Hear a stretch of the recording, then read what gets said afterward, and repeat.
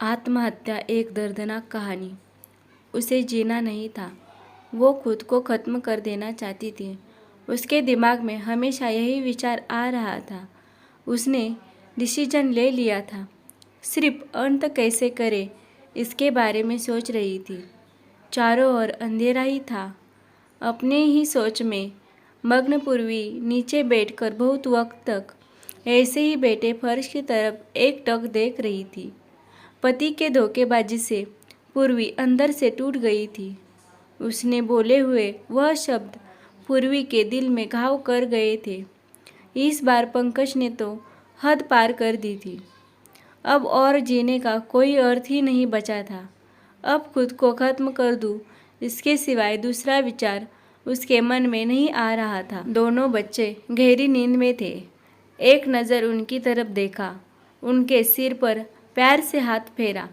आंखों में आंसुओं की धारा बहने लगी थी। उसने मन में एक दृढ़ निश्चय किया था। रात के 2 बजे थे।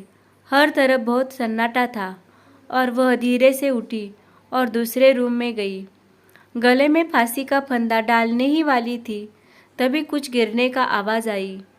पूर्वी का 2 साल का बेटा जोर जोर से रोने लगा। उसी क्षण पूर्वी की 6 साल की बेटी चिल्लाने लगी, मम्मी छोटू बेड के ऊपर से नीचे गिर गया, तुम कहाँ हो? देखो ना छोटू कितना रो रहा है। पूर्वी भागकर दूसरे रूम में आई और अपने बेटे को उठाकर अपनी गोद में लिया और अपने सीने से लगा लिया। बेटी रोते हुए बोली, मम्मी तुम कहाँ चली गई थी? मुझे बहुत डर लग रहा था। तुम हम दोनों को छोड़कर कहीं मत जाओ, मुझे अकेले में बहुत डर लगता है। पूर्वी अपने दोनों बच्चों को पास लेकर जोर से गले से लगा लिया और रोने लगी। दोनों बच्चे उसके सीने से लिपटकर सो गए। रोते रोते पूर्वी को कब नींद आ गई उसे पता ही नहीं चला। काम वाली बाई गंगू की आवाज़ से पूर्वी की नींद टूटी। अरे मैडम, आपने बाहर का गेट खुला क्यों छोड़ दिया था? अरे मैडम, क्या हुआ? अभी तक आप सोई हुई हो, तबीयत तो ठीक है ना? वो खुद को संभालते हुए बोली, हाँ थोड़ी तबीयत ठीक नहीं है। घड़ी में वक्त देखती है तो 8:30 बजे थे। आज तुम्हें आने में इतनी देर क्यों हो गई? मैडम, चौथी गली में मेहता जी रहते हैं ना, उनकी बहू ने फांसी लगाकर आत्महत्या कर ली। 2 बच्चे हैं उनकी एक 10 साल की बेटी और 6 साल का बेटा है। यह सुनकर पूर्वी के कलेजे को धक्का लगा। अपनी साड़ी ठीक करके उसने पूछा, कब हुआ? गंगू ने बोला, रात को हुआ मैडम। मैंने ऐसा सुना है कि उसके पति की दूसरी औरत से संबंध थे। कमबख्त अभी तक नहीं आया। अचानक पूर्वी ने गुस्से से बोली, अच्छा किया, वह आया या नहीं आया उससे क्या फ़र्क पड़ता है? अब वह थोड़ी ना देखने आने वाली है। यह सुनकर गंगू पूर्वी के कान के पास आई और धीरे से बोली, मैडम मैं अनपढ़ गंवार हूँ और घर घर में जाकर झाड़ू पोछा करके मेरा पेट भरती हूँ और आप पढ़े लिखे हुए लोग हो। भले ही मैं आपसे उम्र में बड़ी हूँ, जीवन का अनुभव आपसे थोड़ा ज़्यादा है।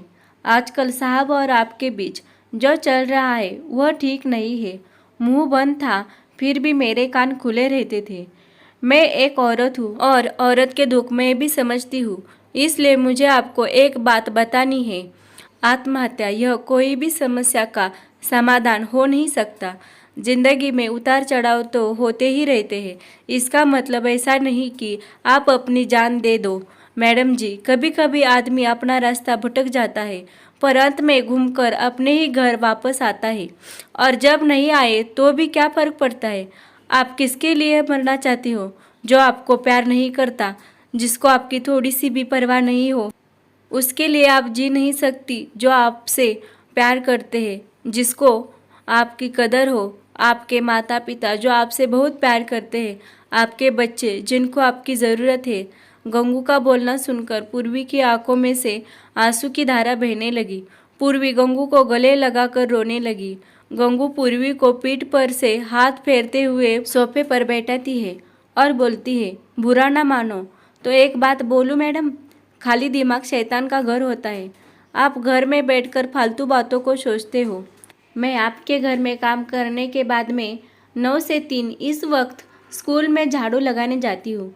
वहाँ की प्रिंसिपल मैडम बहुत अच्छी है। आप तो पढ़े हुए हो, अगर आप बोलती हो तो मैं आपके लिए टीचर का काम करने का पूछूं क्या? आपका वक्त भी निकल जाएगा और मन भी लग जाएगा। इस पर पूर्वी चुप बैठी थी। कोई भी जवाब ना मिलने पर गंगू बोली, मैं आपके लिए चाय लेकर आती हूँ। और गंगू काम करने लग जाती है। काम निपटा कर बोलती है, मैडम मैं जाती हूँ। उतने में पूर्वी उससे बोलती है, रुको गंगू, तुम स्कूल में मेरे लिए पूछना, यदि संभव हो तो प्रिंसिपल मैडम का नंबर मुझे लाकर दो। गंगू के चेहरे पर खुशी का भाव दिखा। गंगू पूर्वी के पास जाकर बैठी और धीरे से बोली, मैडम मैंने दूसरे रूम में बेड पर स्टूल रखा हुआ देखा था। ऐसा आप कभी भी मत करना, यह आपका घर है। इसे बचाने को आपसे जो हो सके वह कीजिए। बिना लड़े आपने हार मान ली। गंगू पूर्वी के हाथ अपने हाथ में लेकर बोली, मैडम एक फिल्म में एक हीरो ने एक डायलॉग बोला था, लड़ाई लड़कर जीती जाती है, मरकर नहीं, क्योंकि मुर्दे कभी लड़ा नहीं करते। गंगू हाथ नचाते हुए ऐसे बोलने लगी। यह देखकर पूर्वी को बहुत हंसना आया। गंगू का बोलना सुनकर पूर्वी का मन हल्का हो गया और उसे एक नई आशा की किरण भी दिखी। वह अलमारी में से अपने सर्टिफिकेट निकालने लगी। दोस्तों, पति पत्नी का रिश्ता यह बहुत स्नेही होता है। भगवान को यही दुआ करती हूँ कि कोई भी पति पत्नी के जीवन में ऐसा मोड़ नहीं आना चाहिए। अगर आया भी तो आत्महत्या ये उसका इलाज नहीं है। जीवन में कोई भी समस्या का आत्महत्या यह समाधान हो ही नहीं सकता।